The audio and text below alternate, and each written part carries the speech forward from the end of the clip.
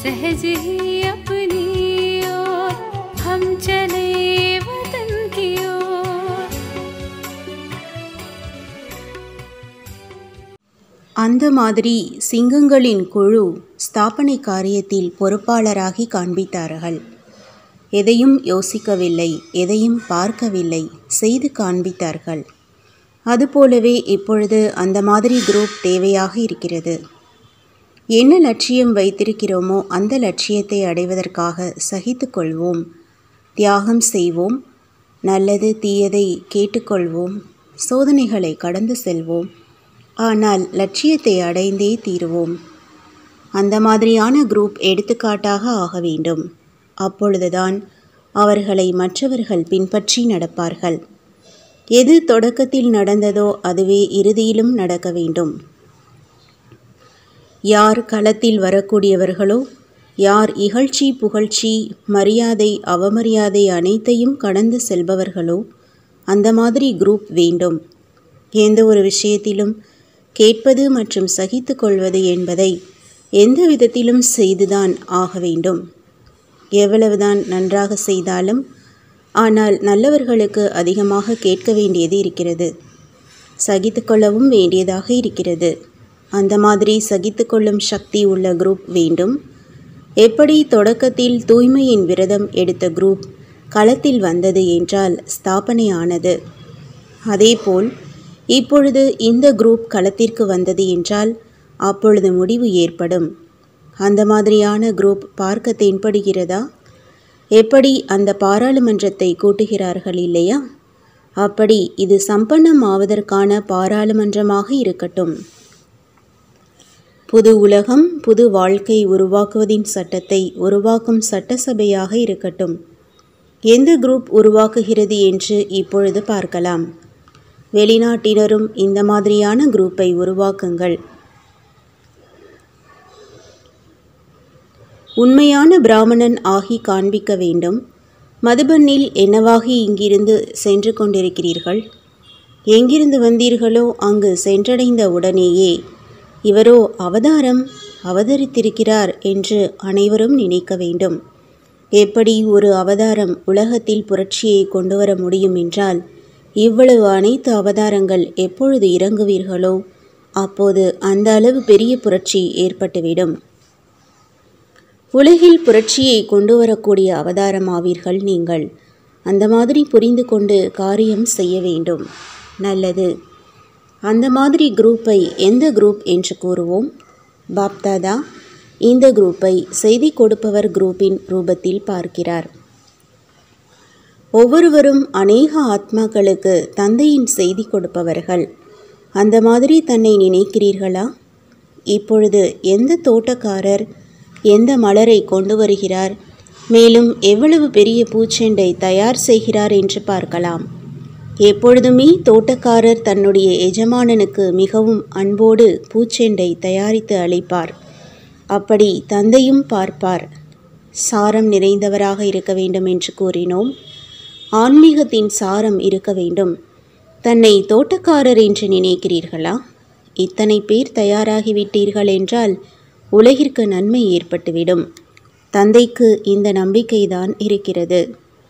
அனைத்து பாண்டவர்கள் சென்ற கல்பத்தில் நடந்தது போல் தன்னுடைய உயர்ந்த நிலையை பிராப்தி செய்து தேக அபிமானத்திலிருந்து முழுமையாக உருகிவிட்டார்களா?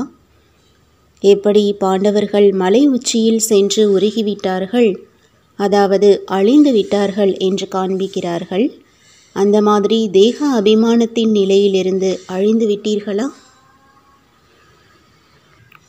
இப்பொழுது முழுமையான பாண்டவருக்கு சமமாக மர்ஜீவா, அதாவது உடலில் இருந்து கொண்டே இறந்து மறுபிறவி எடுத்தவர் ஆகவில்லை. மர்ஜீவா என்றால் தேக உணர்விலிருந்து இறப்பது. அப்படி மர்ஜீவாவாக ஆகிவிட்டீர்களா? இறப்பது என்றால் இறப்பது அல்ல, இப்பொழுது இறந்து கொண்டிருக்கிறீர்களா? அந்த மாதிரியும் நடக்குமா என்ன? ஒரு இடத்தில் இருந்து இறப்பது இன்னொரு இடத்தில் வாழ்வதாகும். இது அனைத்திலும் இருக்கிறது தான் இல்லையா? இங்கேயும் தேக அபிமானத்திலிருந்து இறப்பது மற்றும் ஆத்ம அபிமானியாக வாழ்வது. இதில் எவ்வளவு காலம் தேவைப்படும்? குறைந்தது 6 மாதங்களோ ஆகிவிட்டதுதான் அல்லவா? உயர்ந்த நிலையை அடைவதில் பாண்டவர்கள் பிரசித்தமானவர்கள். எனவே பாண்டவர்களின் உடலை உயரமானதாக காண்பிக்கிறார்கள். உண்மையில் உடல் அல்ல, ஆனால் ஆத்மாவின் நிலை இவ்வளவு உயர்ந்ததாக இருக்கிறது. தீவிர முயற்சி செய்வதற்கான சகஜ சாதனம் திட எண்ணம்.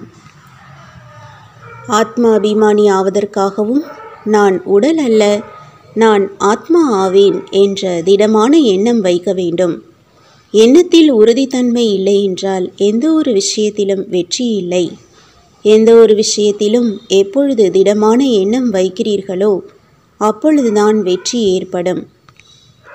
திடமான எண்ணம் உள்ளவர்கள்தான் மாயாவை வென்றவர்களாக ஆகிறார்கள். நீங்கள் மாயாவிடம் தோல்வி அடைபவர்கள் இல்லையே. எப்பொழுது மாயாவை பகுத்தறிவதில்லையோ அப்பொழுதுதான் ஏமாற்றம் அடைகிறீர்கள். பகுத்தறிபவர் ஒரு பொழுதும் ஏமாற்றம் அடைய மாட்டார். நீங்கள் அதிர்ஷ்டசாலிகள். பிராப்திக்கு முன்பாகவே ஆஸ்தி பெறுவதற்கான அதிகாரம் பிராப்தியாகி இருக்கிறது. எப்பொழுது குஷிகளின் கடல் தந்தையின் குழந்தையாகி இருக்கிறீர்கள் என்றால் எவ்வளவு குஷி இருக்க வேண்டும்? உங்களுடைய குஷி மறைந்து போகும் அளவிற்கு அப்படி என்ன அப்பிராப்தியாக இருக்கிறது? எங்கு பிராப்தி இருக்கிறதோ அங்கு குஷி இருக்கிறது. அற்ப காலத்து பிராப்தி அடைபவர்கள் கூட குஷி அடைகிறார்கள். சதா காலத்தின் பிராப்தி அடைபவர்களோ எப்பொழுதும் குஷியாக இருக்க வேண்டும். சில நேரம் மட்டுமே குஷியாக இருக்கிறீர்கள் என்றால் உங்களுக்கும் அவர்களுக்கும் என்ன வித்தியாசம்? ஞானி என்றால் எப்பொழுதும் குஷியாக இருப்பவர், அஞ்ஞானி என்றால் சில நேரம் குஷியாக இருப்பவர். எனவே எப்பொழுதும் குஷியாக இருப்பதற்கான திட எண்ணத்தை வைத்து இங்கிருந்து செல்லுங்கள். டீச்சர்களுடன் அனைத்து டீச்சர்களும் எப்படி தந்தை உலகிற்கு ஆசிரியராக இருக்கிறார், அப்படி தன்னையும் உலகிற்கு பொறுப்பில் இருக்கும் ஆசிரியை என்று நினைக்கிறீர்களா? அல்லது எல்லைக்குட்பட்ட ஆசிரியை என்று நினைக்கிறீர்களா? டீச்சர்களுக்காக முயற்சி செய்வதற்கான விசேஷ ஸ்லோகனாக என்ன இருக்கிறது? ஒவ்வொரு நொடியும் எண்ணம், சொல் மற்றும் செயல் மூன்றின் மூலமாக சேர்த்தே சேவை செய்வீர்கள். அதாவது ஒவ்வொரு நொடியும் மற்றும் ஒவ்வொரு நொடியில் 3 ரூபங்களில் சேவை இருக்க வேண்டும். எப்பொழுது டீச்சர்கள் இந்த ஸ்லோகனை நிரந்தரமாக நடைமுறையில் கொண்டு வருவீர்களோ அப்பொழுதுதான் உலக நன்மை செய்ய முடியும். இவ்வளவு பெரிய உலகத்திற்கு நன்மை செய்வதற்காக ஒரே நேரத்தில் எப்பொழுது 3 ரூபங்களிலும் சேவை இருக்குமோ அப்பொழுது இந்த சேவையின் காரியம் முடிவடைய முடியும். வாய்மொழி மூலமாக மற்றும் மனம் மூலமாக சேவை செய்வது தனித்தனியான நேரத்தில் இருக்க வேண்டாம். ஒரே நேரத்தில் 3 ரூபங்களினால் சேவை செய்பவர்தான் உலகிற்கு நன்மை செய்பவர் ஆக முடியும். எனவே ஒவ்வொரு நேரமும் 3 ரூபங்களிலும் சேவை இருக்கிறதா என்று சோதனை செய்யுங்கள். தந்தையுடன் 3 சம்பந்தங்கள் இருக்கின்றன. தந்தை, ஆசிரியர் மற்றும் சத்குருவின் சொரூபத்தில் சேவை செய்கிறார் என்றால் பொறுப்பில் இருக்கும் டீச்சர்களுக்கு ஒரே நேரத்தில் 3 ரூபங்களினால் சேவை செய்ய வேண்டும். அப்பொழுது மாஸ்டர் திரிமூர்த்தி ஆகிவிடுவீர்கள். புரிந்ததா? எவ்வளவிற்கு எவ்வளவு டீச்சர்கள் சக்தி நிரம்பியவர்களாக ஆவார்களோ அந்த அளவே அனைத்து ஆத்மாக்களுக்காக பொறுப்பாளர் ஆக முடியும். பொறுப்பாளராக ஆகுபவர்கள் மேல் மிகுந்த பொறுப்பு இருக்கிறது. பொறுப்பாளர் ஆகுபவர்களுக்கு ஒரு நொடியில் ஒன்றிற்கு பல மடங்கு உருவாகவும் செய்கிறது. பிராப்திக்கான வாய்ப்பும் இருக்கிறது. மேலும் பிறகு ஒருவேளை பொறுப்பாளராக இருப்பவர் ஏதாவது அந்த மாதிரியான காரியம் செய்து அதை பார்த்து மற்ற அனைவரும் பாதிக்கப்படுகிறார்கள் என்றால் அதன் பல மடங்கு எதிர்மறையான பிராப்தியும் இருக்கும். எண்ணம் மூலம் உள் உணர்வு உருவாகும் மற்றும் உள் உணர்வினால் சூழ்நிலை உருவாகும். எனவே சூழ்நிலை அசுத்தமாக ஆகும் அளவிற்கு அந்த மாதிரி எந்த எண்ணம் உள் உணர்வும் இருக்க வேண்டாம். உங்கள் மூலமாக வரும் வார்த்தையை கேட்டு யாரும் பாதிக்கப்படுவது மாதிரி எந்த வார்த்தையும் இருக்கக்கூடாது. ஏனென்றால் அனைவரின் கவனம் பொறுப்பில் இருக்கும் ஆசிரியர் மேல் இருக்கும். எனவே டீச்சர்களுக்கு இரட்டை கவனம் வைக்க வேண்டும். அனைவரும் அதுபோலவே இரட்டை கவனம் வைத்து நடந்து கொள்கிறீர்கள்தான் இல்லையா? முதலில் யோசியுங்கள், பிறகு செய்யுங்கள். முதலில் செய்வது பின்பு யோசிப்பது என்று அப்படி இருக்க வேண்டாம். அப்பொழுது நேரம் மற்றும் சக்தி வீணாக சென்றுவிடும். டீச்சர்களுக்கோ விசேஷமாக குஷி இருக்க வேண்டும். ஏனென்றால் டீச்சர்களுக்கு ஒரு தந்தை மற்றும் சேவையில் இருப்பதற்கான லிஃப்ட் இருக்கிறது மற்றும் வேறு எந்த சூழ்நிலையும் இல்லை. எனவே இந்த லிஃப்டின் லாபத்தை எடுக்க வேண்டும் இல்லையா? எப்பொழுதும் மகிழ்ச்சி நிறைந்தவர்களாக இருக்கிறீர்கள் இல்லையா? யார் எப்பொழுதும் மகிழ்ச்சி நிறைந்தவராக இருக்கிறார்? யார் எங்கேயும் கவரப்படவில்லையோ? ஒருவேளை எந்த பக்கமாவது அது உடலானாலும் ஆத்மாக்களானாலும் ஆத்மாக்களின் குணங்களின் பக்கம் கவரப்படுகிறீர்கள் என்றாலும் மகிழ்ச்சி நிறைந்திருக்க முடியாது. ஒரு தந்தையை தவிர மற்ற அனைத்து கவர்ச்சிகளிலிருந்தும் விலகிய நிலையில் இருக்கும் ஆத்மாக்கள்தான் எப்பொழுதும் மகிழ்ச்சி நிறைந்து வாழ முடியும். நல்லது. வரதானம்: அழியாத மாங்கல்யம் மற்றும் பாக்கியத்தின் திலகமிட்டவரிலிருந்து எதிர்காலத்து ராஜ திலகமிட்டவராக ஆகுங்கள். சங்கம யுகத்தில் தேவர்களுக்கெல்லாம் தேவரின் மாங்கல்யம், மேலும் பரமாத்மா மற்றும் ஈஸ்வரிய குழந்தையின் பாக்கியத்தின் திலகம் பிராப்தியாகிறது.